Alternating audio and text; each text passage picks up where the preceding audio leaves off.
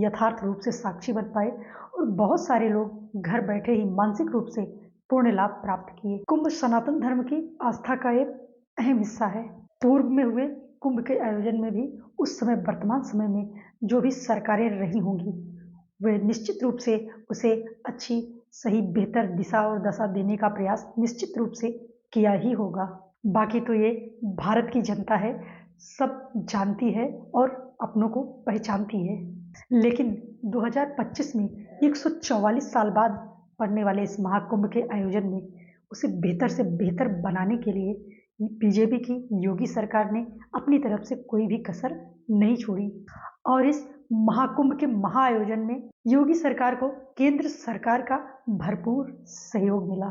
UP की योगी सरकार ने इस महाआयोजन को मिशन मोड में बनाने का बेहतर से बेहतर प्रयास किया और इस आयोजन को बेहतर बनाने में प्रदेश का पूरा तंत्र सक्रिय रहा। प्रदेश की पुलिस, मेडिकल व्यवस्था और सफाई कार्य में लगे हुए हमारे भाइयों बहनों के बिना तो इस सफल महाकुंभ के आयोजन की परिकल्पना तक नहीं की जा सकती। देश और प्रदेश का एक जिम्मेदार नागरिक होने का मतलब यह भी है कि हमें अपने देश की व्यवस्था में, अपने देश की पवित्र नदियों की साफ सफाई में हमारी अपनी क्या जिम्मेदारी है, यह भी हमें भली भांति समझना होगा।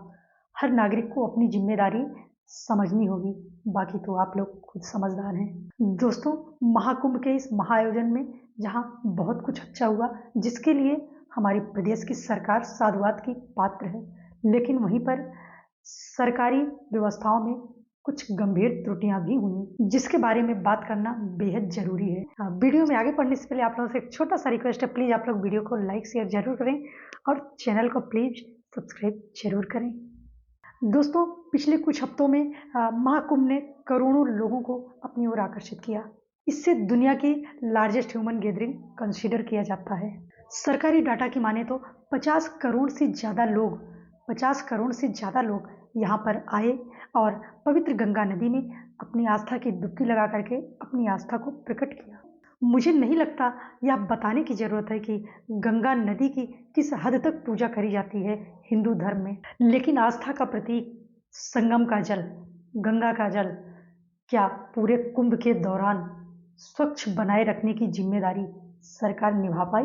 गंगोत्री, ऋषिकेश, हरिद्वार, बनारस जैसे कितने तीर्थ स्थल इस नदी के किनारे बसे हुए हैं और इलाहाबाद, जिसे प्रयागराज नाम दिया गया, जहां पर गंगा, यमुना और सरस्वती का संगम होता है, जिसे त्रिवेणी कहा जाता है। इसी नदी के किनारे महाकुंभ को ऑर्गेनाइज करवाया जाता है हर 12 साल में एक बार। इस महाकुंभ में जिस गंगा नदी में लाखों करोड़ों लोगों ने स्नान किया, पूजा किया, जिसे लोग अपनी माँ कहते हैं, प्यार से गंगा मैया कहते हैं, लेकिन इसी गंगा मैया के पानी को कितना पवित्र रखा है सरकार ने।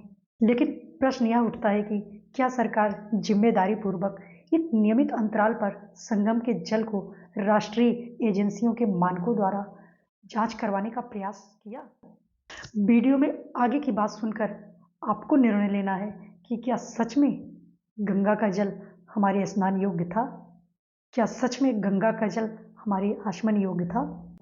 दरअसल केंद्रीय प्रदूषण नियंत्रण बोर्ड यानी CPCB ने नेशनल ग्रीन ट्रिब्यूनल NGT को 3 फरवरी को एक रिपोर्ट सौंपी थी।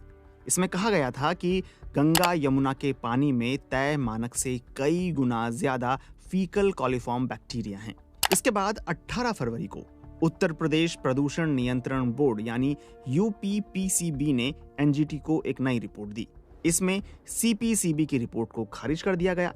इस पर NGT ने तल्ख टिप्पणी करते हुए UPPCB से नई रिपोर्ट मांगी है। गंगा नदी संगम का पानी पीने लायक तो छोड़िए, डुबकी लगाने लायक भी सेफ नहीं है और ना ही यह कोई बात अपोजिशन पार्टी कह रही है और ना ही फॉरेन फंडेड NGO। ऐसा कहना है सरकार के सेंट्रल पॉल्यूशन कंट्रोल बोर्ड का। शॉर्ट में कहा जाए CPCB। यह एक एजेंसी है जो सरकार के ministry of environment and forest के अंदर आती है। किसी भी पानी के अंदर जाना या उसमें स्नान करना या उसे पीना कितना सेफ है, यह मेजर करने के लिए 2-3 तरीके होते हैं। एक तरीका है BOD। अगर पानी के अंदर BOD लेवल बहुत ज़्यादा है तो इसका मतलब पानी के अंदर ऑर्गेनिक मटेरियल जैसे कचरा, सीवेज या वेस्ट फूड जो होते हैं उनकी मात्रा बहुत ज़्यादा है और पानी में ऑक्सीजन लेवल जो है वह बहुत कम है। सीधे तौर पर कहा जाए तो जितना ज़्यादा कम बीओडी वैल्यू होगा उतना ही साफ पानी होगा। पीने के पानी में बीओडी लेवल जो है 0 मिलीग्राम पर लीटर होना चाहिए, लेकिन सीपीसीबी का कहना है अगर यह 1 मिलीग्राम पर लीटर से कम होगा तब भी काम चलाया जा सकता है। और नहाने के लिए बीओडी लेवल 3 मिलीग्राम पर लीटर से कम होना चाहिए, लेकिन सीपीसीबी का डेटा बताता है कि 12 जनवरी 2025 को जब महाकुंभ की शुरुआत हुई तब संगम पर बीओडी लेवल 3.94 मिलीग्राम पर लीटर था और 16 जनवरी को यह 5.9 मिलीग्राम पर लीटर था।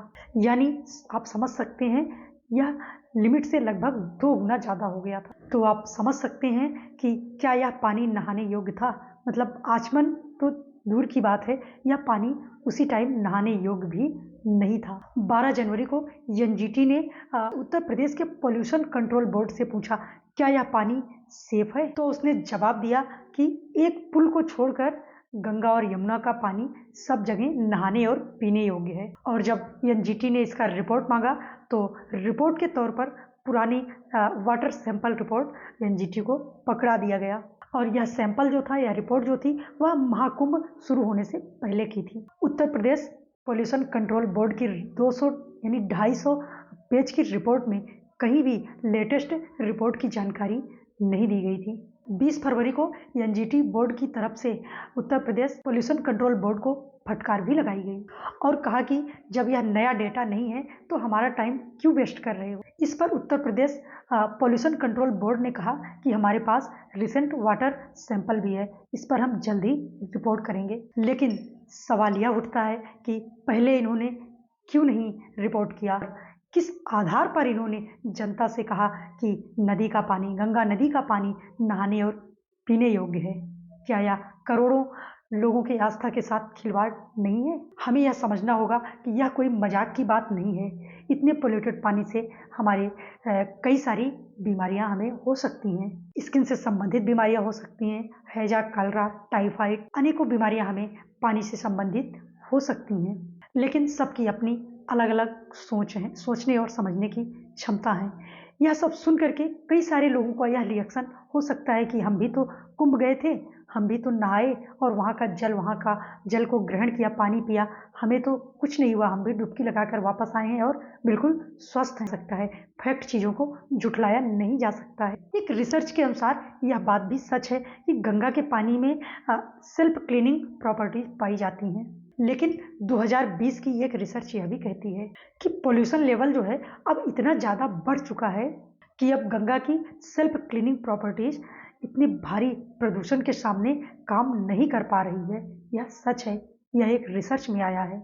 हमारे देश के लोग इस चीज़ को जितनी जल्दी समझ जाएं उतना ही इस देश के लिए बेहतर होगा। सच में हमें जल को लेकर के, जल के प्रदूषण को लेकर के जागना होगा।